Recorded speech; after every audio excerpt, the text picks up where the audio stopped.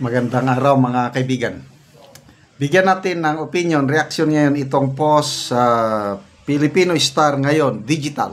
Tungkol ito, pahayag ni Atom Araulo sa talamak na korupsyon sa ating bansa.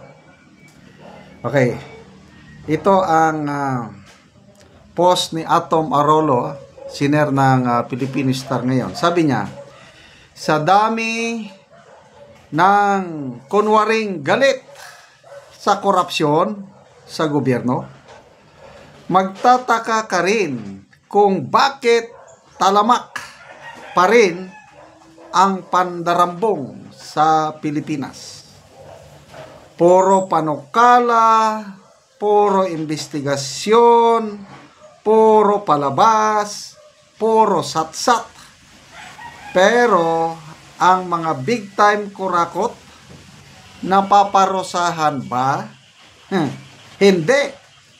Mas nananalo pa sa eleksyon. Wow! Tapang! Salute! Atom Araulo. Bullseye. Grabe oh. Kailan ba yun? Kahapon ba? Lumabas yung mga post. Pahayag ng Speaker of the House. The House will not condone corruption. Ayun na, yung palabas. Puro satsat. Wala daw. Lalabanan daw ng House of Representatives ang corruption. Maniwala ba kayo doon? ang ganda. Ang gandang pakinggan. Mga statements ni Speaker Romualdez. Kung hindi ka nag-isip, mapapaniwala ka niya talaga. Kaya lang, wala na. Hindi na nila maluloko ngayon ang karamihan sa taong bayan. Dahil age of social media, ang bilis may pasang information.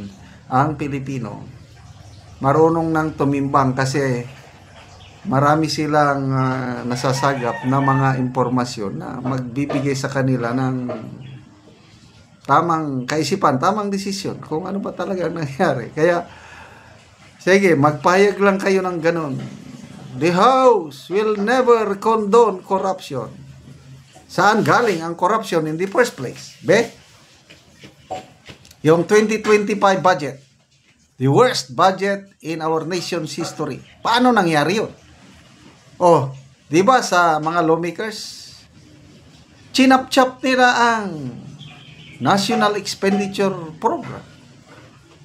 Ang Pangulo naman, walang yagba.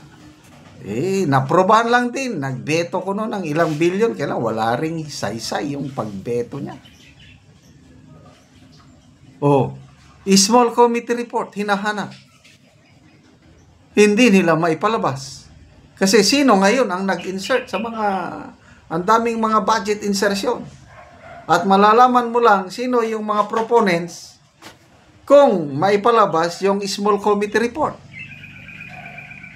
O sinong gumawa nun? Di yung chairman ng Committee on Appropriations, Congressman Saldico.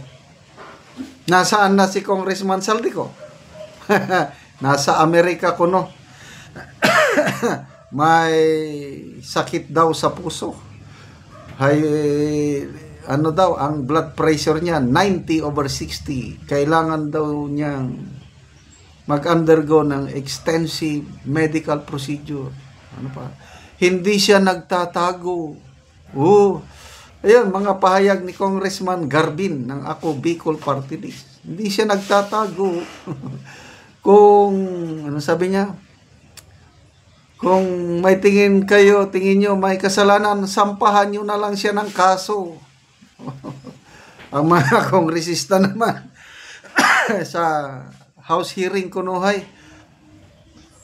hindi daw personal na, wag niyong personalin. Kung Congresswoman Garin ba yun? Janet Garin. Makita mo, dinidepensahan nila si Congressman Saldico.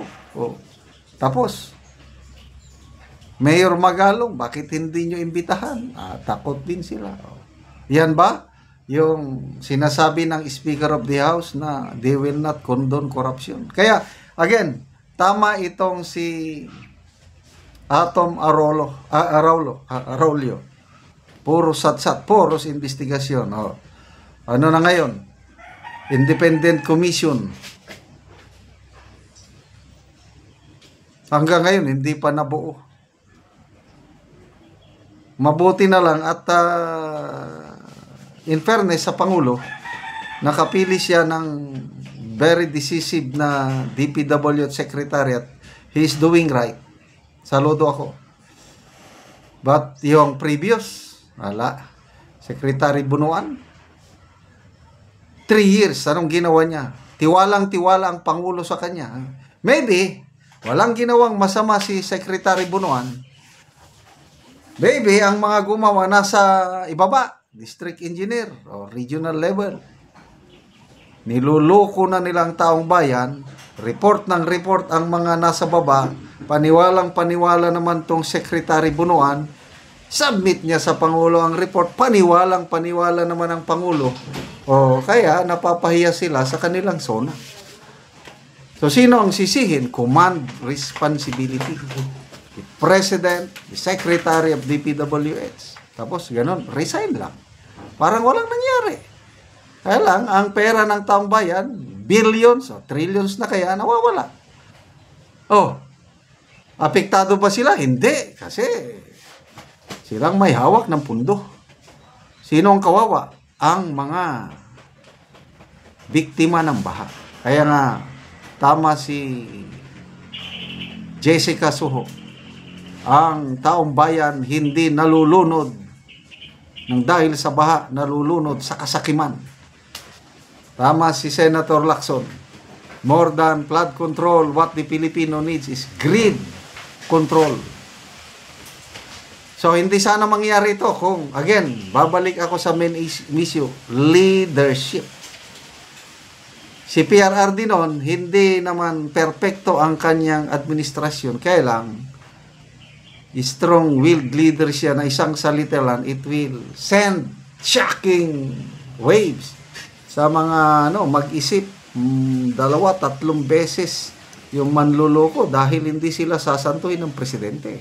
Tatay Digong natin.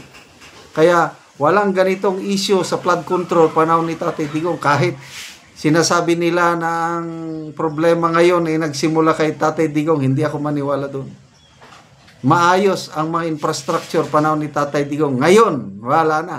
Pati Film Heritage Building ng First Lady, 200 million, kinana. Diniskarte ng mga diskaya kumpanya, tumutulo, crack. Ay sayang ang 200 million. Ganyan.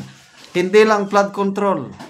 Lahat, buildings, kalsada, substandard dahil sa talamak na korupsyon. Legacy ng bagong Pilipinas ng Marcos administration.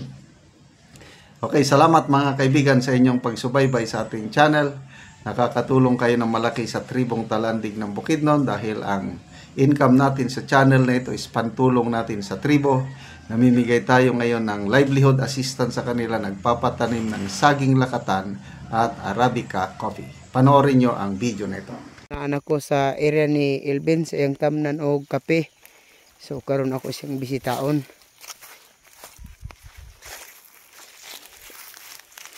So mananigiyalogon sa iyang bangag, galawmon.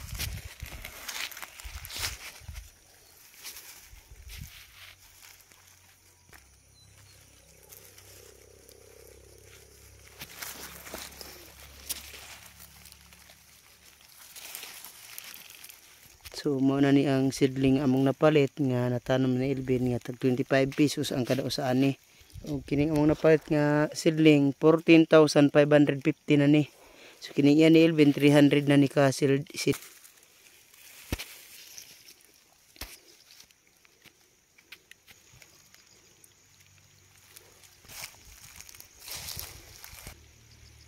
Ginoo sa Ginoo ang nagsuporta sa kape nga para makatanumi nautunta nga pagarbis namo makawas na miskalisod. Oo. So kining nahatag sa mga seedling pila gani ni kabuok? 300. Oh, 300 ka buok. So tag 25 pesos ang isa. Kada isa. Oo, pila gani imong anak? Isa. Isa pa. Oo, so wala pa kay estudyante. Ga eskwela na pero dikir pa man. Oh, kay eskwela na. Oo.